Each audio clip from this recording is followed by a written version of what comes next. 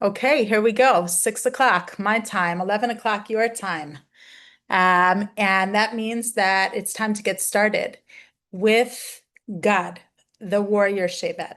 Now, God is another example of a Shevet who, and please, I'm pretty certain that the connection in this house is very good, and we shouldn't expect any kind of me freezing or cutting out.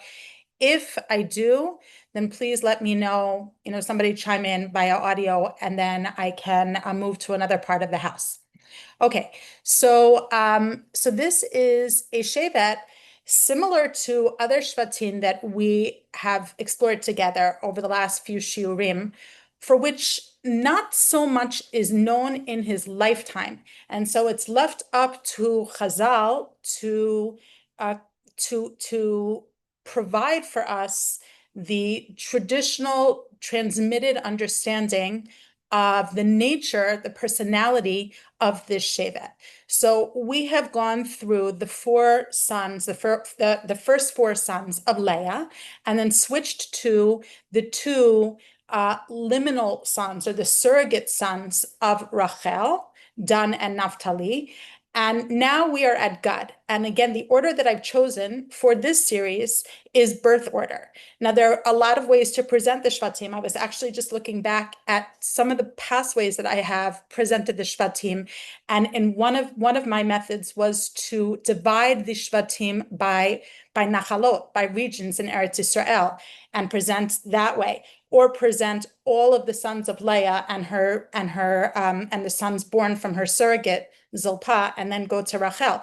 But here I chose to do birth order, which I think has its own interesting dynamic, because when we get to Gad, we are meeting Leah at the point in the story where we just left off with Naphtali. So Bilhah Bilhah is as the shivcha, as the surrogate mother to Rachel's first two sons, has entered the story, and Rachel has kind of forced her into the family dynamic. And now let's see how Leah responds immediately after the birth of Dan and Naphtali. It's literally verse by verse by verse. We have Leah entering once again. And this is the ninth verse of the 30th chapter. And in the eighth verse of the 30th chapter, Naphtali, the subject from last week's shiur, was born and named. So now we're on verse 9, immediately after the birth, or in the wake of Naphtali's birth. Vatera Leah ki amda miledet. Leah saw that she was suffering from secondary infertility, that she could not conceive. Now, this is something that we were already familiar with. We don't know if Leah herself knew. Remember, we're not dealing with modern medicine. We're dealing with just intuition or ancient medicine. But it was clear to us, the readers of Tanakh, that after Yehuda was born, she was ceasing from bearing any more children. Vata'amod miledet, and she stopped bearing. And it doesn't seem that this was from lack of trying or from lack of will. It just seems that that here it became obvious to her at a later point, after a number of years had passed or some time had passed, that she wasn't easily conceiving again. In the interim, Dan and Naphtali were born to Rachel slash Bilhah. Now Leah sees that she is not having more children. And so what does she do? She takes a page from her sister's book. Vatikach et Zilpah shivchata. And just as Rachel had taken her maidservant Bilhah and given Bilhah over to Yaakov, then Leah takes her maidservant Zilpah and Vatiteno tal Yaakov liisha, and she gives her Zilpah over to Yaakov as a wife to bear children just through Zilpah, so that she will have more children through Zilpah, Zilpah being her extension, her surrogate. Vateled Zilpah shivchat Leah liyaakov ben. Now we know who Zilpah is already, because the verse 9 had explained who she was. But here we're emphasizing that Zilpah is an extension of Leah. We know Vatikach Zilpah shivchata. And again, Vateled Zilpah Shifchat Leah, that she here is acting as Leah's surrogate, Liakov ben. Vatomer Leah, and of course it falls on the prime mother, whether in the case of Dan and Naphtali, that was Rachel, and here in the case of Gad, it is Leah. Vatomer Leah, Bagad. Leah pronounces one word, and it's the way that it's written in the Torah is Bet Gimel Daled, and the way that it is pronounced is as two different words. So, Bagad. There's a certain, it's meant to be understood in the pronunciation as being separate words. God has come, but the way that it's written and preserved through us in our Masoretic text is as a single word, Bagad. Vatikrat Shmo Gad, and she called his name Gad. So in looking at the reason, before we get to God's name, the strange reason, this is probably, I think I've mentioned before that I fall strongly on the side of Team Leah. Over the years that I've had conversations with many people, especially in the formative years with my chavruta on this subject of the emergent shvatim and their personalities, there was Team Leah and Team Rachel, and I just, personality-wise, tend towards Team Leah. This is probably the most difficult point for a supporter or a proponent of Leah, someone who's sympathetic to Leah, to defend her, because she has 4 children, and now Rachel has children of her own, and then it is Leah seeing not only that she has stopped bearing children, but this is exactly as I said, immediately in the wake of Rachel having brought children into the family, that she decides it's not enough, and I need to bring more children into this family. So if we were to ask, why did Leah give Zilpah to Yaakov? She had children. She had 4 children of her own. Why did she give Zilpah to Yaakov? I think that I'm sure there are many answers we could come up with, and were we to be in a traditional Beit Midrash framework, then there'd be able to be some give and take. But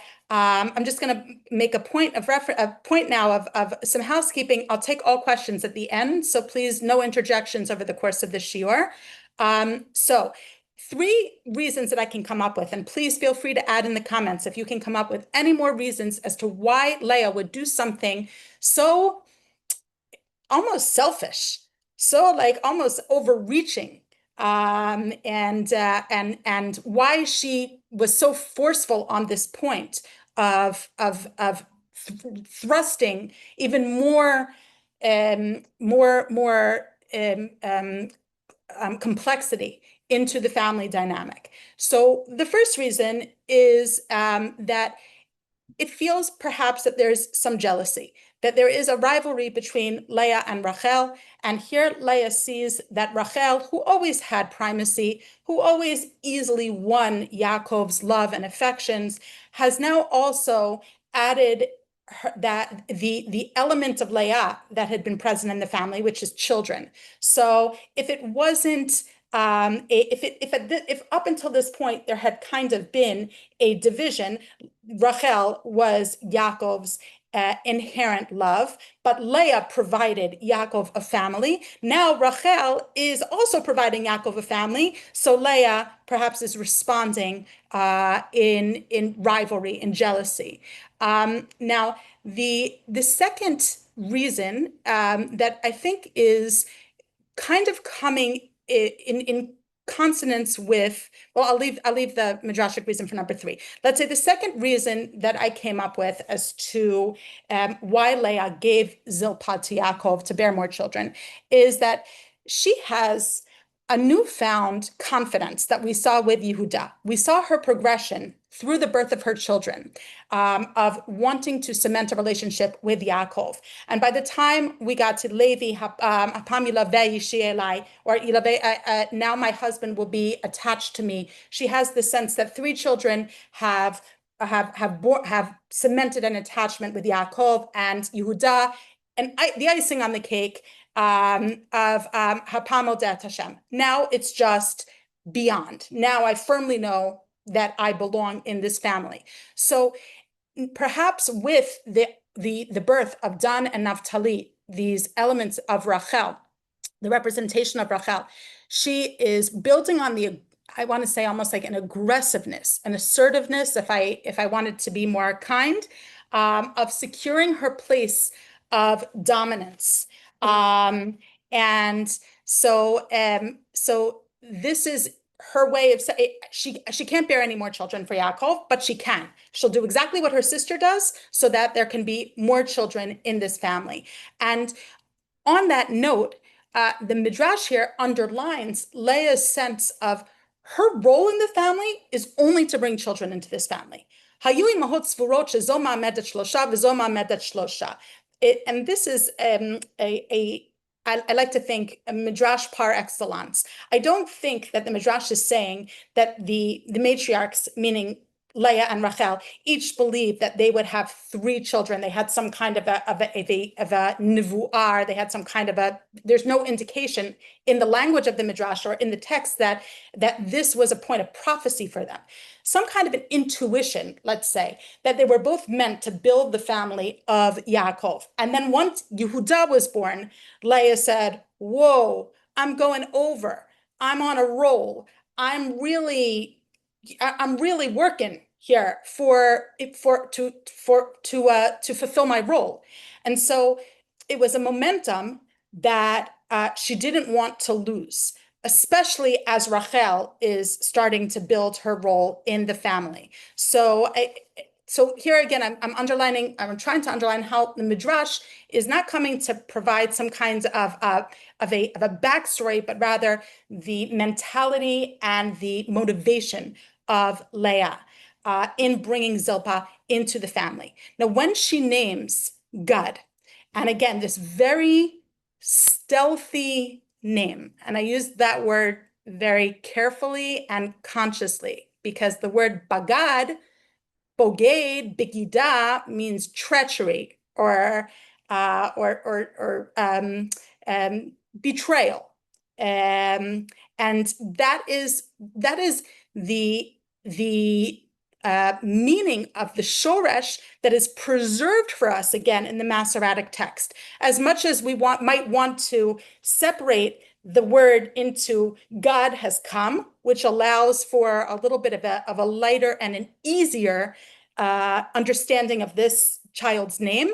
The name at its core smacks of some kind of betrayal or treachery.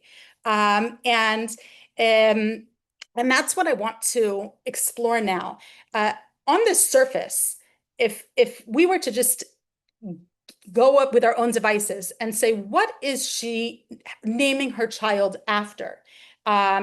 She perhaps here is nodding, is acknowledging that she has acted somewhat underhandedly or with a certain amount of treachery to her sister. That she's once again usurped Rachel's place. That, okay, I had my children, and now Rachel has introduced this creative new way of bringing children in. Well, you know what? I'm going to do it too, right? I'm not going to allow her to have her glory day. I too am going to take that model and be built through that model. So I don't find Mefarshim saying that that is what the meaning of Bagad is, but definitely Mefarshim, and we're going to look at some of them now, say that the name perhaps betrays, again, a little bit of a pun there, but betrays some kinds of what's, I wouldn't say nagging on her conscience, of what she's aware of. She said, I'm going to do it, and I don't necessarily have any, I'm held back by my conscience on this. I don't have any qualms on this front. This idea of Bagad is picked up in a book of the Rishonim, which is not usually considered to be a book of biblical exegesis, but it's Sefer Hasidim, a very early work of Rabbi Yehuda HaChassid, who was one of the Rishonei Ashkenaz. And he said here something extremely clever. He came up with the midrash for which I have not been able to find a source. So here you have, I would say the Sefer Hasidim is, I believe it's 12th century.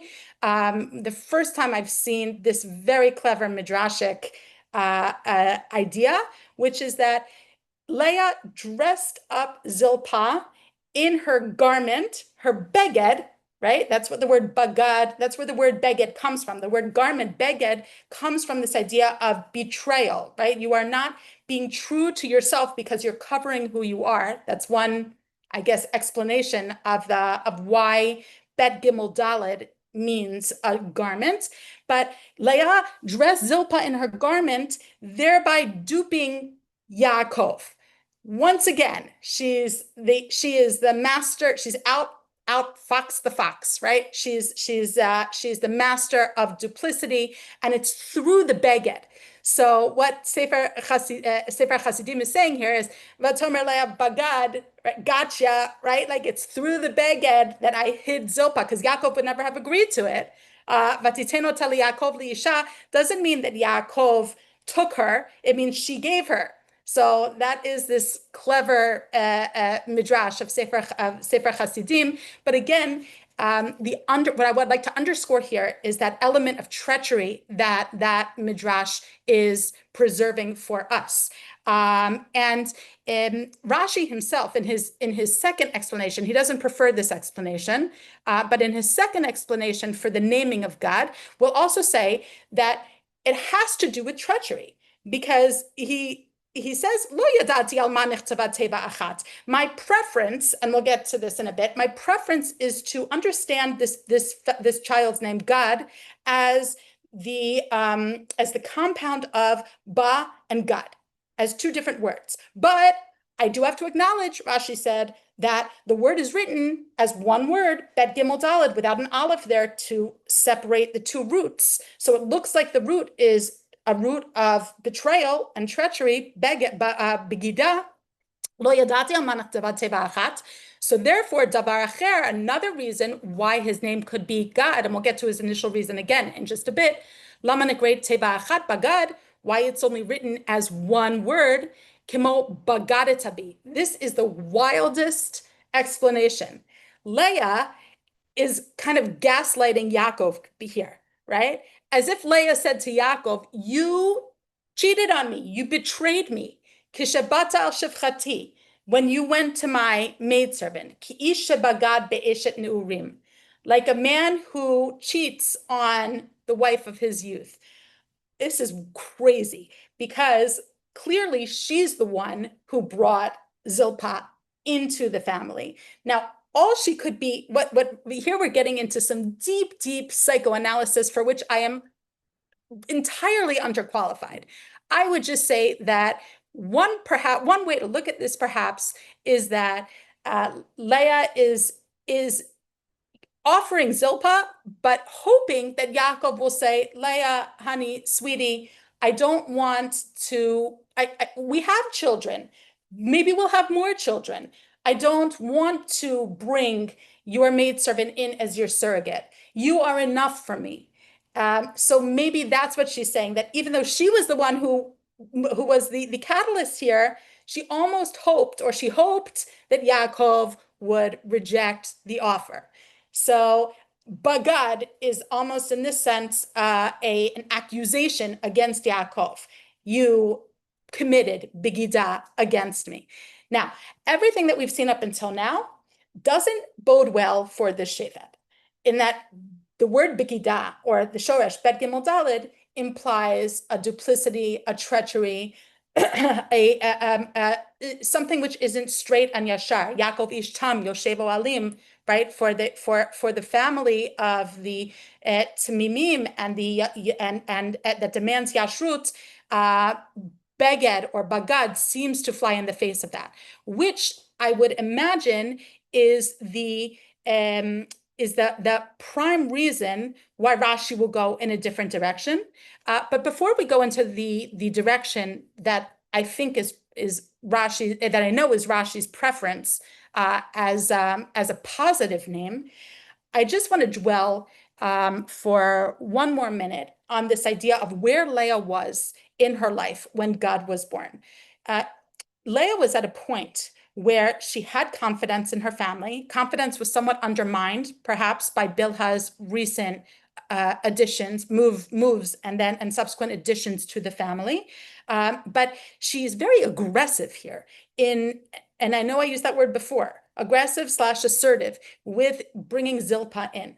And I think that God, who's the product of that aggression, is named after her tenacity.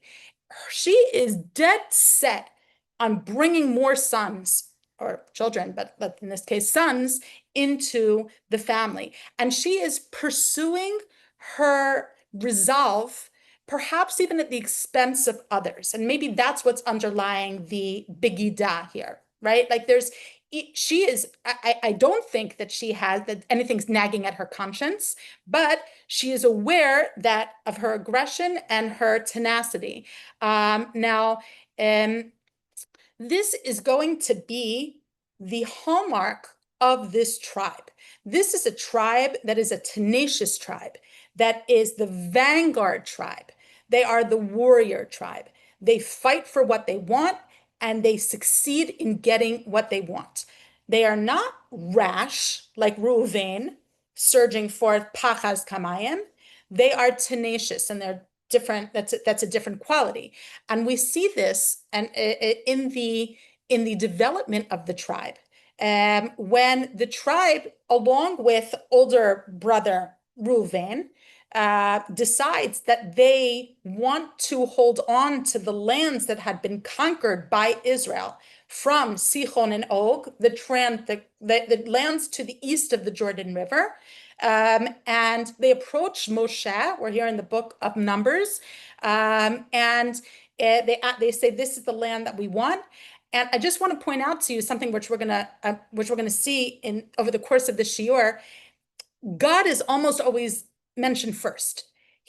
When it comes to Gad and Reuven, which is a huge curiosity and should spark all of our curiosity, because we would always expect Reuven to be mentioned before God. Number one, he's actually born of Leah, and God is born of a surrogate of Leah.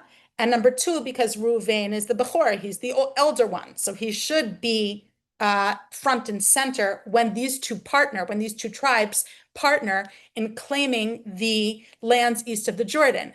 But that is not the case. Over and over and over again, God will assume primacy over Reuven.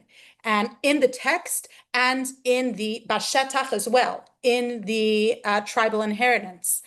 Vayomer Moshe livnei Gad ulivnei Reuven. Moshe responds to Gad and Reuven because it was God who asked. It was Bnei Gad or Bnei Reuven who asked. God came first in asking. And Moshe says, the rest of your brethren are going to cross westward into the promised land. You're just going to sit on your laurels here. Lama taniun et lev bnei Yisrael me avor et haaretz asher natan lahem. Why would you do such a thing of turning the minds of the Israelites perhaps against claiming the land by weakening them through your decision? So what Moshe is accusing God here of, God and Reuven of, is of pursuing your own vision, your own resolve at the expense of others, just like your mother did at the circumstance of your birth, right?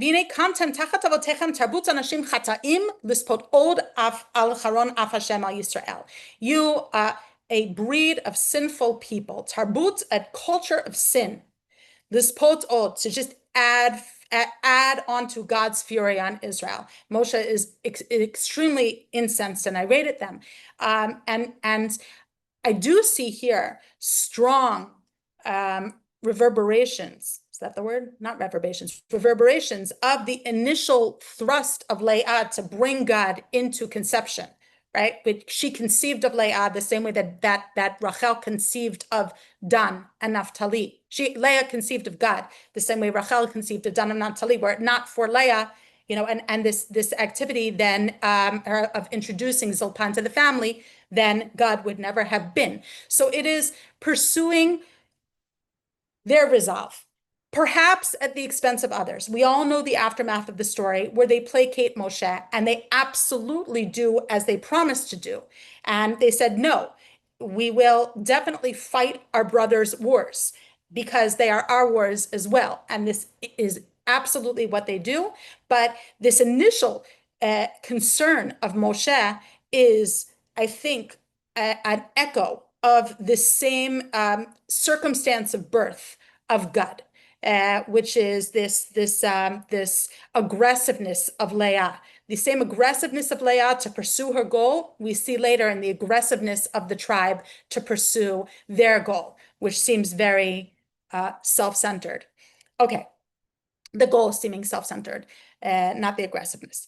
Okay, getting back now to other possibilities as to God's name. So everything I've dealt with up until now has been looking at Bet Gimel Daled as the Masoretic tradition of the single name Bagad. And now Rashi and many other Mefarshim will break this down, and based obviously on Chazal and a concomitant tradition that is preserved in Chazal, that Bagad should be understood as Ba-Gad, the way that we read it. Ba-Mazal Tov. Gad is a word that means fortune, which allows us to look more positively upon this tribe. Good fortune has come. And here Rashi is going to bring some proof texts. One is a proof text from Mesachet Shabbat, Kmo Gad Gadi V'sanukla, which means be fortunate, my luck, be lucky, my luck, and don't wear out. Right? It's something that you like are hoping for yourself. V'domelo, and another example brought in that he brings from a verse in Yeshayahu, Harchim lagad shulchan, who prepare a table for fortune. So God, in both in the biblical and in the Aramaic sense, is a word that means fortune,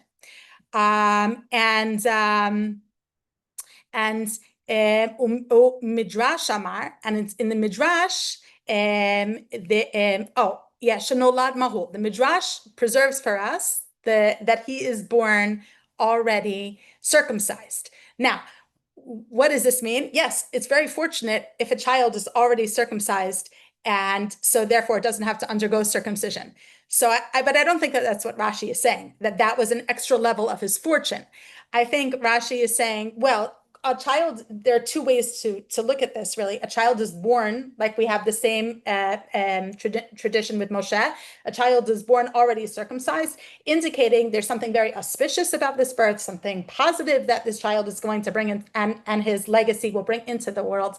But beyond that, I think it's quite clear that here Rashi is not bringing the idea of fortune, but rather the idea of cutting.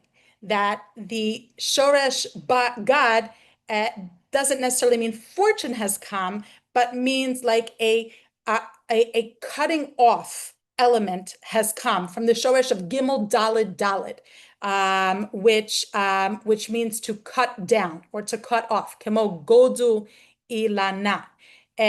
Like this verse in Daniel, cut down the tree. So the child was born already cut. But God, Leah is saying, he's come already cut, already. And so the first explanation of Rashi is a very positive explanation. And most of the Mefarshim are going to take that and run with it. Because of the blessings that are given to God by Yaakov and Moshe, Yaakov perhaps a little bit less so, but Moshe goes wild when it comes to God. And so because of those two pins, then there's more of a tendency that Chazal will have to want to look at God's naming and God's development into a shevet in a very, very positive light. Okay, so moving along with different understandings of his name. I have brought you here the Targum Yonatan, obviously, an old Tannaitic source, and this definitely reinforces the idea of a positive spin on this child's concept and conception and concept. V'amaret leah, ata mazla tava. Now, good fortune has come because Baram B'noi atidin lemeirot achasantahon b'kadmeta me'ivra liyardina ukrat shmei gad. Why? What was it that she was seeing? That fortune has come, not only because he was already circumcised, but because his children will be the first ones ever to inherit. And so of course, they take their inheritance before the other tribes. And so she sees this as a positive omen. It seems to be a positive omen. So, God, fortune has come. Now, the Ibn Ezra, now that's what we have as far as fortune is concerned. The next two sources that I bring for you play off of the second explanation brought by Rashi, which is the idea of God from Gimel Daled Daled, a cutting off. So Ibn Ezra here says, Bagad is shtei milot va'alef chaser. That's how Ibn Ezra understands it. It's really two words here. Ba, God. God has come. And he brings other explanations like ba kol ba ma instead of ba kol and ba ma, like Vitam Gad Gidud ki yesh la Gidud banim. Now, what Ibn Ezra here is anticipating is the blessing that Yaakov will give to this tribe, to this son of his, Gad. The blessing that is given is a very short blessing, but a serious wordplay. Gad gidud yigudenu v'hu yagud akev. Yaakov says to God on his deathbed, God, now here's one translation, God shall be raided by raiders, but he shall raid at their heels. That means that he'll be attacked, but he'll be able to fight back. That's one way to understand what Yaakov is saying, that his fortunes are varied, that God shall be attacked, but he will fight back. But the idea here is the idea of gedud. V'tam gad gedud ki yesh la gedud banim. She has a troop of sons. I love this idea. She's like building her arsenal, right? Using these military terms intentionally. That what even today we call a gedud in military parlance. A gedud is I'm going to say platoon, and I could be way off because I don't have my soldier children here with me to correct me, but it is a group of soldiers. And the idea of why it's called a gedud is it is separated from the mass of the army. So you have this gedud and this gedud or this gedud, or perhaps also because they're meant to cut down the enemy. I'm not sure exactly why it is what the etymology of gedud is, but it definitely comes from the idea of being cut off and separated into or cutting off and destroying your enemy. It comes from that shorish gimel daled daled. Now, Rav Hirsch here does something very, very clever and very beautiful, and I bring you here his explanation in Hebrew. And so, if the Ibn Ezra had said, Leah saying, "Bagad, now I have a team. I actually have somebody. I have a friend here in Israel, an acquaintance who calls his grandchildren his team." Right? Like he's built a team for himself. I have a team. I have a lot of, right? That's what you call also in army parlance, in military parlance, your team. So she's like, I built myself a team. I have a gedud of children. So this Rav Hirsch builds on this idea and says the following. God mishoresh gadad, he agrees with the Ibn Ezra and that opinion of Rashi, of cutting down. God comes from this root gimel daled daled, plugat anashim mezuyanim. It is a grouping of armored people, right? It is a pluga is also a modern military term. Pluga might be a battalion. Ha'orchim plisha mihira umafti'ah, who arrange for a surprise and quick attack. almost like a sudden attack, like a shock troop. Gam God goral haba bechetaf. God means not mazal. Mazal means fortune or asher. We're going to see is more like almost like a fortune that you can build or you can expect. God is a fortune that comes upon you suddenly, like you win the lottery. You don't expect it. Umishanet hanisibot hamaftia, and it suddenly changes your circumstances in a surprising way. Like the idea of gidud or God in a military sense is a shock troop. So ba God irali mazal blitzafoy. This this this this fortune has come upon me without me ever expecting it. This is what Leah is saying. Now, again, I'm just want to emphasize here that what Rav Hirsch is doing is he's saying that gadad means to cut off or to sever, meaning something that happens suddenly, right? Like in army parlance, it would be a shock troop, something that is going to not be planned, but something that comes upon the enemy suddenly. So God, in naming this child God, Leah is saying, I really wasn't expecting this. Even though, yes, I brought Zilpah into the family, this just is something that is sheer dumb fortune. Haya zeben shelo yachla litzapot lo b'taneim regilim. I have another child that I couldn't have anticipated given natural, regular circumstances because of my infertility. She herself wasn't going to merit this child unless she followed in the footsteps in the model of her sister Rachel.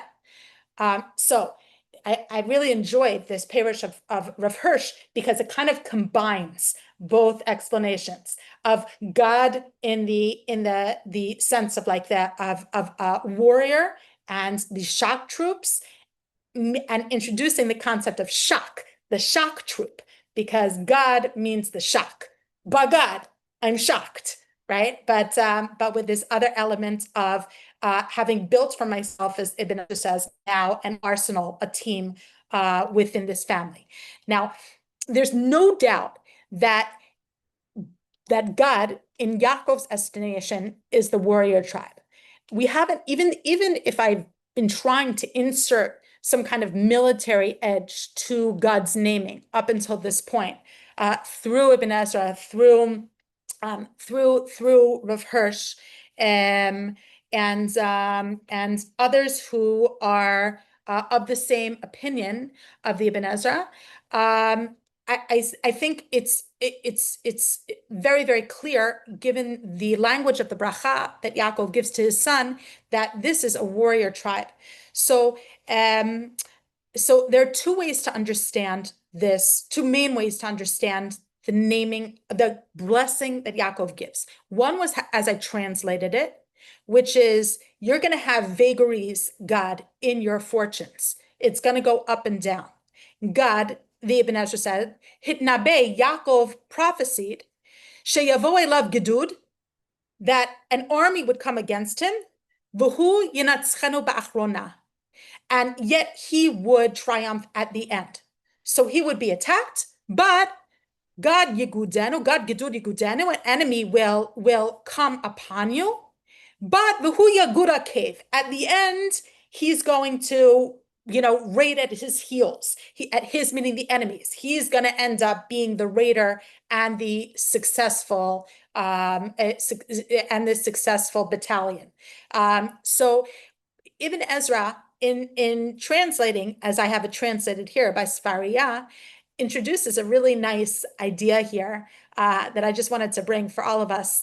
God, Ibn Ezra says, I don't even know what I'm talking about, because there's nowhere that I can pinpoint in Tanakh, in the stories of Tanakh, or in any kinds of traditions that we have where God specifically was attacked. We can look at perhaps other tribes and talk about how other tribes were attacked, over the course of Yehoshua and Shoftim, but God specifically, I can't find.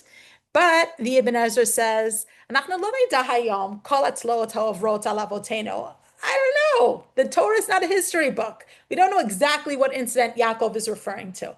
But Yaakov, but in his commentary, in his explanation of this blessing, the Ibn Ezra is saying it must be that there are vagaries to God's fortunes. Rashi wants to make it much simpler for us, and Rashi is followed by a whole slew of Mufarshim on this point.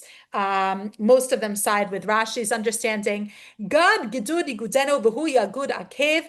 Gidudim yagodu heimenu sheyavru hayarden im achehem lemilchama kol chalutz ad shenech b'shah haaretz. Troops will troop out of God. It's like I used to watch this movie. My mother, you're here. I don't know if you remember the movie. It was like something with the dolls. And I don't remember the name of the movie, but there's a scene in the movie where there are a whole bunch of nutcrackers, just like one gedud of nutcrackers following another gedud of nutcrackers, and I don't know. It was an old movie, but just troop after troop after phalanx after phalanx after phalanx. Following one after the other. That's how I envision God Gedudi Gudenu in the mindset of Rashi. Troops will just keep on trooping after him. The Gadites are going to be the vanguards. They are going to lead the battle of Kibush in Eretz Yisrael in the time of Yehoshua, and they will remain with their brothers, V'hu Yagud Akev, and when the time comes for them to return to their ancestral holdings on the east side of the Jordan, then they're going to return whole in body and Yedud, that all of their tribes, all of their numbers will return intact, V'lo yipaked mehem ish, and not one of them will go missing. So in Rashi's explanation, again followed by most of the Mefarshim, God Gedudi Gudenu V'hu Yagud Akev, Yaakov's looking at the son and saying, way to go. Everything is coming up roses with this one. So it's almost like an omission or ignoring that whole stream of looking at Leah's treachery and aggression in her naming Bagad and saying instead Bagad, right? Fortune has come. This one is golden. This one, nothing bad can happen to. And so this is an idea of Rashi's interpretation is not I believe I think we can all agree Rashi very carefully chooses how he orders his interpretations and why he chooses his interpretations, but there's extra wind under the wings of this interpretation, given the blessing that Moshe gives to the tribe at the end of Moshe's life, when there's only positive things to say about God. Ulegad Amar, and to God he says, Baruch Marchiv God. Blessed is the one who enlarges God, who makes God even more expansive than he already is. Klavi Shaken. He perches like a lion, vitaraf zroa af kod, and he violently tears off arm with scalp. Vayar veshitlo. Now this is very, very difficult language, and it's almost impossible to translate one way or the other, but I'll do my best with what the resources we have here. Vayar veshitlo. He chose for himself the best, the prime, Kisham Chelkat Mechokek Safun, because that was the portion of the hidden lawgiver. I'll have to get to what that means. Vayete Rashi Am, and here it translates it where the heads of the people come, or other interpretations are he leads the head of the people. Tzidkat Hashem Asa. He does the righteousness of God, or he executes the righteousness of God, umishpatav, and God's judgments in Yisrael, with Israel. It doesn't seem that there's much room here to find criticism or to find anything negative. I will just say that this word kod is also a military word. I don't know if this is just circumstantial. I just have been I've been enough around the my soldier children to know that code is the radio term for mifaked, for for your officer, for your commander. So code meaning the head, right? So you say code, and it's a word that I find I joyously find embedded within the blessing to the warrior Shevet, to God. So there's a bayamim hahim bazman hazeh element to having af kod in specifically God's blessing. So before I move any further, I just want to make some seder. We looked at the circumstance of God's birth, and while I first spent some time discussing the single word bagad and the treachery that is embedded within that word and what that might mean about Leah's condition at that time, her mindset at that time, and the future of this child, I tried to undo that, as it were, with exploring the blessings of Yaakov and Moshe, who see this force within Israel as a blessed, positive, law enforcing force in law enforcement in the best possible sense of the term. And while we did see, and I did acknowledge that that the tenacity and the aggression of Leah is definitely a hallmark of this tribe, Rav Shamshon Fal Hirsch spun that tenacity and aggression in a positive sense, in the startup nation sense, in the sense of the chutzpah sense. When you have you have the Israeli army where the mifaked is 5 years younger than his soldiers, where the officer is 5 years, or the commanders younger than his soldiers, and there's that built-in chutzpah, for those of you who have read the book Startup Nation, that that is perhaps one of the essential ingredients of the success of Am Yisrael. So perhaps that God represents that chutzpah, that upending of the conventional order of things, because that's certainly what Leah did, right? In bringing Zilpah in, where there was no cause for her to do so, but it produced for Am Yisrael this force of the not just the valiant warrior who follows orders, but the warrior who is in charge of the gedud, the shock troop, and will bring that sudden luck and turn of fortune that comes so unexpectedly for Am Yisrael. Okay, in the time that we have remaining, I want to just reinforce, firstly, some of that this is indeed God's central concept, because remember, we always have these benchmarks to look at, or these specific benchmark, I don't know if that's the right word, standards that we look at with every Shevet. We look at his concept, we look at Jacob's blessing, we look at Moses's blessing, we look at what's emblazoned on his standard, on his matah, on his flag, and the stone on the priestly breastplate that represents the tribe. So the image that is emblazoned on the flag of God is an army tent. And so that is, speaks to the willingness of God to leave his home for decades on end, or for years on end, for 14 years, to go fight Israel's fight, and only then will he return back to his cities that he has built. So that is what the tent clearly represents. The colors of his flag I found fascinating. Rabbeinu Bechaye, or the Medrash, which talks about the images and the colors on each flag. It's a mix of black and white. It's like I don't want to say leopard print, but you know what I mean. It's like a mixture. It's not gray, but it's an admixture of black and white, like a marbleized, let's say. And I don't know if there is accuracy to what I'm about to say, but I'm going to say it anyway. I do believe that this represents the moral ambiguities of God. of what it is that he is charged to do and what war represents for Yisrael. There are complexities there. There's there's always complexities, and there's always ethics involved in warfare.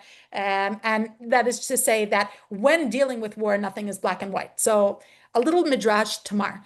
Now, the last thing I'll say on these benchmarks is the stone that are the hallmarks, not the standards. Somebody correct me, but find me the right word because I keep on saying the wrong words. But the stone on the priestly breastplate is the amethyst. It is understood by Rabbeinu Bechaye to be a symbol of courage in battle and taken by soldiers into battle with them for success. So again, following that same theme. Now, moving along, when it comes to Gad, this is a tribe that, as I had said, surges forward in battle. And so while Rashi will understand that Yaakov is saying that in his blessing, he'll also interpret the blessing of Moshe to also imply that God is the warrior Shevet.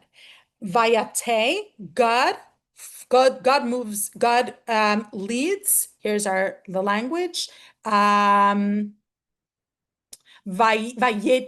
Rashi Am. So here, if the translation is where the heads of people come, Rashi says instead, Vayete Rashi Am, God marches at the head. Vayete is the singular, that God himself is leading the heads of the nation. They are the ones who say, Acharai, after me, right? The officers who go forward first. Lefisha hayu giborim, because they were mighty men of valor. V'chein hu omer, batem ta'avru chamushim lefnei achechem.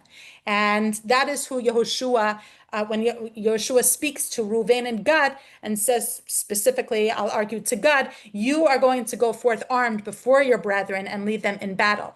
Tzidkat Hashem asa, Moshe blesses the tribe, she'eminu divreihem v'shamu havtachatam la'avor ta'yarden ad shekavshu v'chalku. They were true to their word, that they did indeed leave their cities and head westward to conquer the promised land before they went back. Now, before I go, I don't know if it doesn't look like we're going to have today enough time to deal with all aspects of God, but I'm going to try to get through as much as I can. We might have to pick up with him next week. You will recall when we get to the story of the tribe of Gad, and there's not so much storyline, right? I already went over the storyline. It's Gad and Reuven having decided that they wanted to stay in the Transjordan, and then offering to Moshe, who was suspicious of their intent. He thought that they wanted to secede, that and not participate within Am Yisrael's enterprise.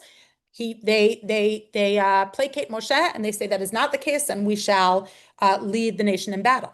But the reason that's given in the text as to why they wanted to stay in the eastern side of the Jordan after conquering that territory was that they had a tremendous amount of cattle.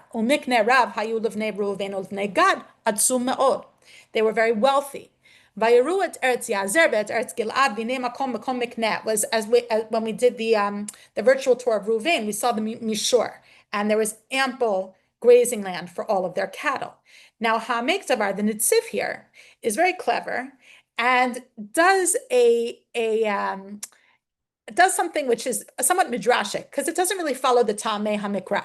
Because the Tamei HaMikra says, according to the way we're meant to read this, Umikne Rav Haya, Livnei Reuven Livnei Gad, Atzum Me'od. Right? So that there was a lot of cattle, Umikne Rav Haya, Livnei Reuven Livnei Gad. Livnei Reuven and Livnei Gad are meant to be seen as a unit, right? Livnei Reuven Livnei Gad. And yes, it was indeed very mighty, with a great amount of cattle. What the Nitziv does here is he does a little bit of a play, but he has good reason to do so. And this is what he says. Ulivnei Gad atzum ma'od. Livnei Reuven hayam mikne rav. Umikne Rav haya livnei Reuven. Stop. The Reubenites had a lot of cattle. Uvnei livnei Gad atzum me'od. Aval livnei Gad haya atzum me'od. But it didn't even compare to the holdings and the assets of Bnei Gad. Al ken nichnesu ba'ovi hakoreh yoter mibnei Reuven. Kimvuar beparsha shahayu hema rashei hamidabrim.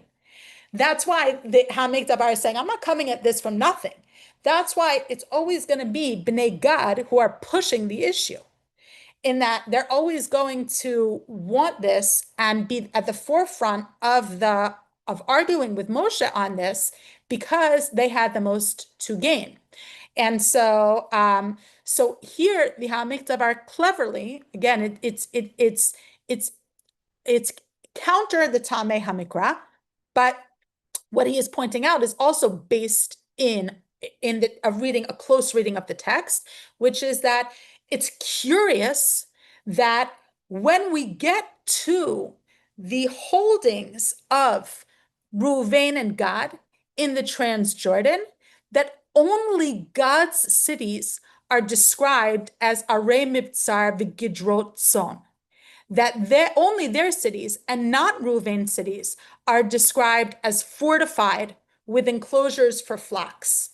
Check it out. It's right here in Bamidbar Lamed Bet. Vayivnu bnei Gad et Zibon bet Atarot bet Aroer bet Atrot Shofan bet Yazer v'Yogbaha bet Beit Nimra bet Beit Haran Arei Mivtzar v'Gidrot Tzon.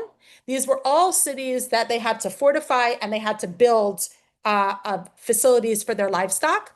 When it came to Bnei Reuven, would please notice, are listed after Bnei Gad, very curiously. Uvnei Reuven banu Cheshbon Elaleh Kiryatayim Nevo Bamaon Musabot Musabat Shem Sivma. It doesn't mention fortified cities and it doesn't mention any need for enclosures for their livestock, implying to the Nitziv that it was Gad who was far wealthier than Reuven. Not only that, I bring you example after example after example here of Vayavo bnei Gad uvnei Reuven, Vayomer Moshe bnei Gad uvnei Reuven, Vayomer bnei Gad uvnei Reuven. Over and over and over again, the text wants to stress the primacy of Gad over Reuven. They are wealthier and they are more stable, one can say. They are more assertive. They are the ones who are willing to push for what it is that they want. I would argue that there are a number of reasons for this, and on this point, I'll end this year and just give a very short summary after I make these points, and then I'll take any questions. That Gad and Reuven have a very interesting partnership, where we see again this extremely curious primacy of Gad over Reuven. Now, their partnership is a natural partnership in that they are both the firstborns of Leah, right? In that Reuven is her biological firstborn, and Gad is the first of Zilpah and the first of what she has artificially, as it were, forced into the family.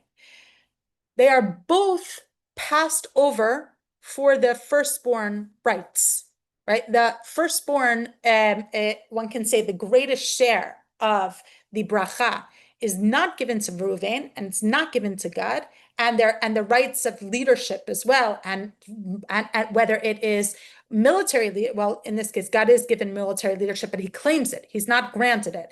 In the case of political leadership, in the case of spiritual leadership, these are not there. They are not granted to these firstborns of Leah. They are also both committed to their brothers. Remember when with the Shirim on Reuven, how committed he was to keeping Yosef in the fold, and how committed he was as a tribe later to remaining part of Am Yisrael. But they both need to dwell apart, separate from the rest of Am Yisrael, in order to serve them best. Which is, I'll get ahead of myself, why the golden boy of God is Eliyahu Hanavi, who can never dwell easily within Am Yisrael. Always has to be flitting in and out. His lightning strikes, as it were, in and out. very much a tribal son of Gad. And both are very wealthy in cattle, so they both need the grazing grounds. And then finally, I would say that Reuven and Gad, the first is to the first, right? The first conquest of Am Yisrael it ever, which is the lands of Sichon and Og, where the first land conquests would be granted to these firstborns, or claimed by the firstborn. So they don't get the firstborn rights within the nation, but they do get an element of the first. God's primacy over Reuven boils down to his ability to successfully assert himself and fight for what he wants, where Reuven has a track record of impetuously surging forth but not succeeding. So and this is representative of Leah at the different stages of when they were conceived and born, where Reuven represents the initial thrust of Leah to establish herself, and Gad represents a far more mature, determined, assertive Leah who will fight for what she wants, which I think is a conceptual understanding for why God always has primacy of Reuven. And I know I'm over. I'll just say one more point on that, which I'll pick up next week. When we see the Nachalot, we'll also see that God has to protect Reuven, and has to he holds Reuven almost in a grip, and takes over Reuven in a similar way that Yehuda takes over Shimon, Reuven representing the weaker force and God representing the stronger force within the Bnei Leah. So as a summary for today's shiur, God not to be trifled with, even though he is considered one of the minor shvatim. He is representative of a newfound aggression and assertiveness on the part of Leah, greatly disrupting the family dynamic. But as is made clear in the brachot of Yaakov and Moshe, a tremendous, unexpected blessing that is brought into this family, unsourced from, I guess I can argue in the other sense, unmoored from Leah's aggression, and representing something very, very positive. I believe representing the chutzpah within Am Yisrael and the success that comes from that chutzpah. Next week, Bezrat Hashem, we will explore God's specific relationship to Moshe Rabbeinu briefly, and then take a quick look at Nachalat Gad, and then move on to Asher. So now I will take any questions. Can I say something? Yes, please. Okay. Yaakov does not say anything about it. He knows that, but he doesn't say anything. Could be that's why later on, when Leah, right after the Sipur with the Dudaim, she comes to Rachel and she says, "You stole my husband," and it was not correct. Right. Right after she told it. So I'm not following though. Like, can you explain a little bit more? Like what? Yes. When Reuven finds the Dudaim, Right. Rachel comes and asks for the Dudaim. So Leah says, "לא מספיק שלקחת את בעלי, not enough that you have taken my husband, now you want to take the Dudaim from my kids." Right. That expression is more than a chutzpah. It's deceiving the truth. It's not just a chutzpah. Chutzpah is one thing, but that's not. So you're saying that Leah is, when she accuses Rachel of stealing her husband, then right. she's being deceptive there, and it's not an expression of her. She builds of Yaakov's reaction for the story with Zilpah. So you believe that Yaakov was aware of Zilpah and he wasn't duped? Wait a second. She was pregnant for 9 months. Right. Right. No. I meant the initial duping, the All right, initial, this is like, not, you know, that's not like a charade. passing Zilpah off as Yeah, Leah. I mean, come on. What Well, like he I said, doesn't know. it's a fun midrash that is not based in anything I've been able to find earlier than the 11th century, No, but what I'm saying is, what you, if you're not accepting it, if you're not accepting that Yaakov is saying anything as knowing what happened, it's not like a shaked that grows in 6 weeks. It's 9 months. What Nachon. he was not the father of the kid. He was not the father of God. No, I don't think anyone is saying that Yaakov didn't know.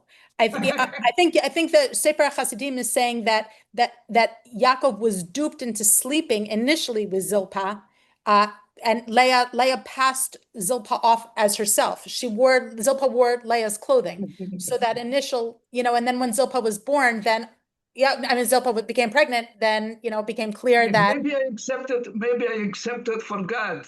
But what about the second time? yeah, but we have a gun, Tasher. You got to give me a chance. At that point, it's already, it's a done deal. But yeah, No, no, look, what I'm saying now, the other remark, I know in Sefer Zohar, the word God, Gdud Yegudenu Vu Yegud Akev, God, this combination has a lot of power and a lot of strength. So I don't know if that's the relation between the two, but definitely the word God, if you look at Sefer Zohar, has a lot of strength. all I can say whenever all all sources, anywhere you go within Pardes, Pshat, Remesh, Drash, Sod, all must line up to the same concept. Yeah. Like, and even if we're talking about wildly disparate explanations, the name is essentially we cannot escape the fortunes of God. Okay. Even in the words, but even in the word bagad, we'll have to find mazal there. We'll have to find fortune and blessedness, because as soon as when Yaakov and Moshe give their pronouncements, those are the pins, and everything has to work around that. So it's totally unsurprising myself as not a student of the Zohar, that you would find the same concept reflected in the Zohar. All the pratim have to go back to the klal. Thank you. Thank You. you. Okay, yes, Zichron is wonderful. I love it. Hi, can I ask? Yes. Thank you. As I said, there's a fabulous shirim. Thank you. Two things. The fact that it said Yekudenu a cave. A cave was Yaakov's name. It's like it's almost as if he's giving his stamp of approval. Yes. And like his name he was Yaakov. His name is in. So it's like I think that's a very positive kind of That is very positive. It's very strong. powerful, and it's also that, and thank you for bringing it to my attention, that a cave implies a certain duplicity. underhandedness. What's the right word? Like Duplicity. Heel, Duplicity. duplicity. Mm-hmm. Yes, like it's not. That's Yaakov is embedded within his name. It's the heel, not the not the parts of. Another thing, excuse me, I think the movie is Babes in Toyland. Babes in Toyland. That's it. Yes, I have the song running through my mind. Thank you. Yes. Am I right? Are you imagining the Gedudim of the Right, that's and it. The music of the trooping is a very military trooping music. So she's right. Yes, I have it playing in my head. Okay, thank you. I love it. Thank you so much. It's wonderful. Yeah. Tamar, hi, it's Sandra. So let me ask this: what were the handmaids for, if not for procreation? I mean, there's a huge tradition in Midrash that sex among the Avot and among the strong men of the Bible, the Giborim, was not strictly for sex, but it was for procreation. I mean, we could go into that for a whole year, but basically, that's all true. Then the whole point of the handmaids, of the earlier mention of their taking handmaids, was exactly for this purpose. While I love the symmetry of the of the trickster getting tricked and then being tricked again, like, hello, wasn't he awake this time? Didn't he get it? Right. But so I like the symmetry of it, and I always love when the Midrash plays a little bit. And but I think I'm struck by this, and I kept thinking of it throughout your shiur, which is so marvelous. Isn't that the purpose of the handmaids a priori? I mean, we don't even have to dally and go this way and that way and take little side roads. That's the purpose of the handmaids. That's their purpose in the Tanakh, and that was their purpose in the ancient Near East. So why does one have to even play with why Jacob has to take her in his bed and procreate? Why? I'm asking, why then, if all of that is true, which I think so, why then do we need that? Why do we have to play with it? Why can't it be accepted as Jacob has to, or should, or will, or does, certainly in the context of historicity, do that?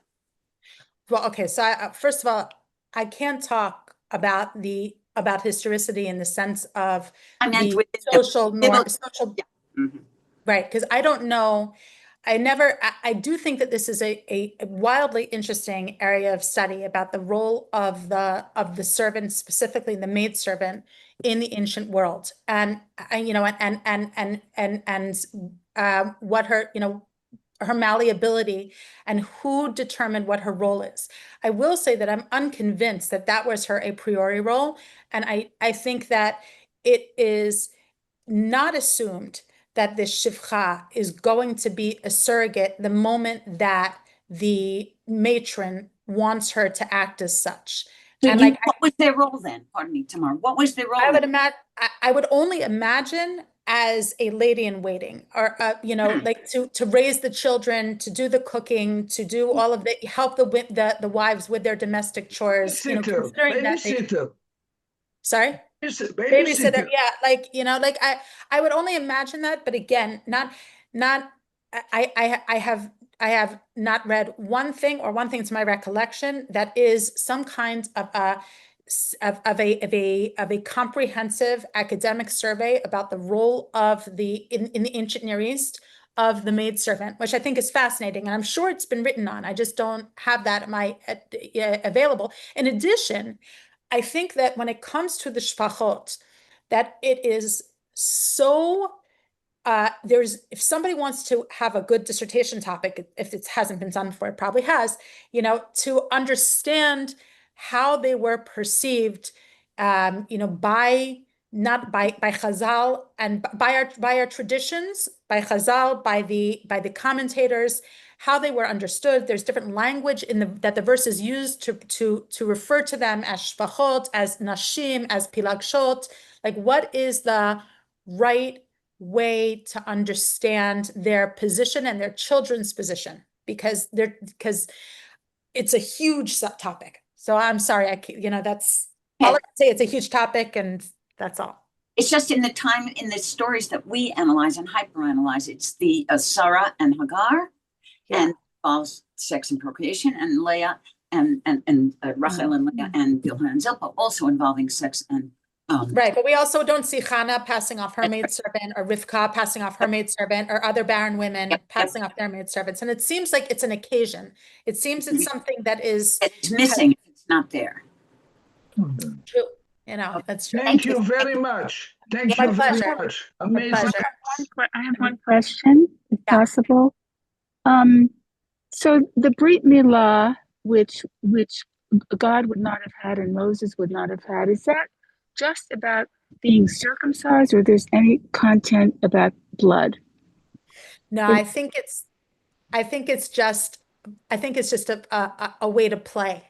I think it's just saying, first of all, it could very well be that I think that our sages, and then by extension, the Rishonim, have a strong allegiance to transmitted tradition.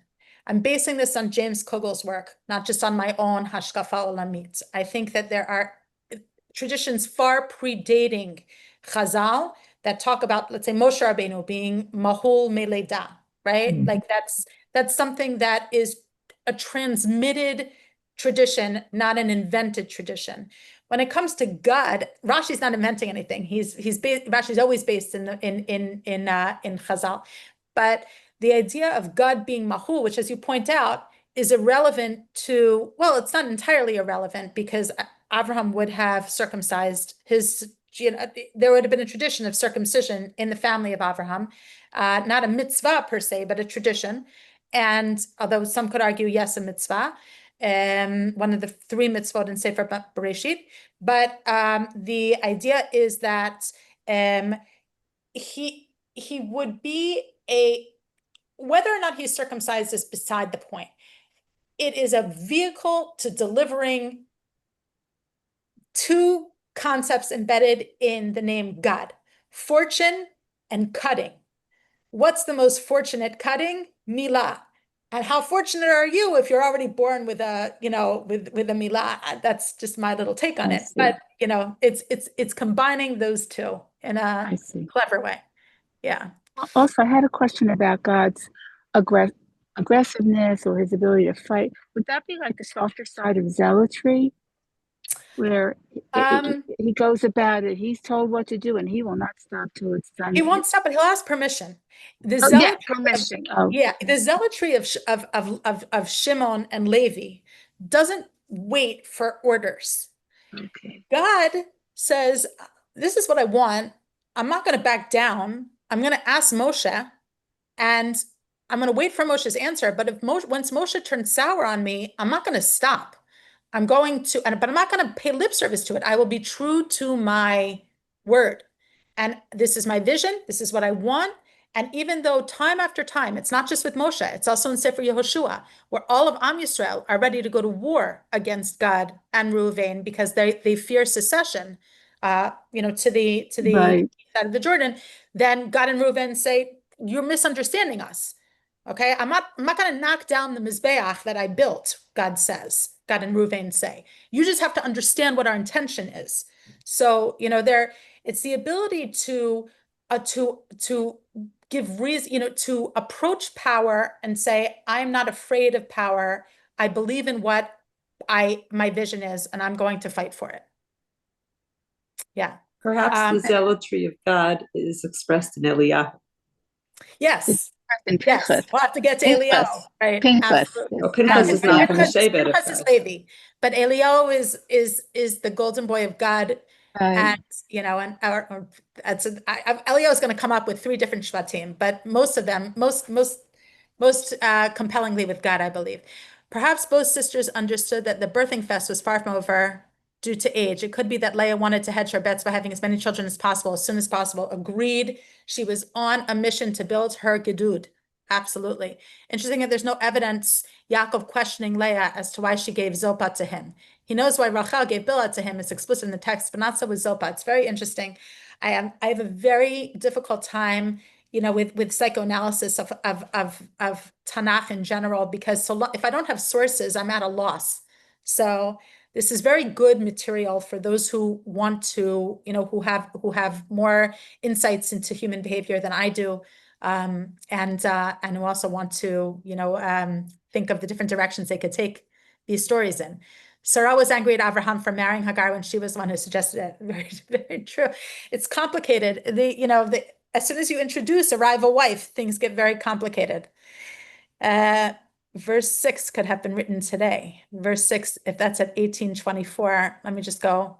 Anyone who needs to leave, I'm sorry, I just have an extra bit of time today, so, please feel free to leave. I just want to go back to where, yes, David. Yes, absolutely. Ruthie, Rashi's davar acher is the most likely explanation of Bagad. Leah offers her handmaid to be competitive with her sister. Okay, let's just reminding myself. Rashi's davar acher is the weird psychology that I didn't understand, right?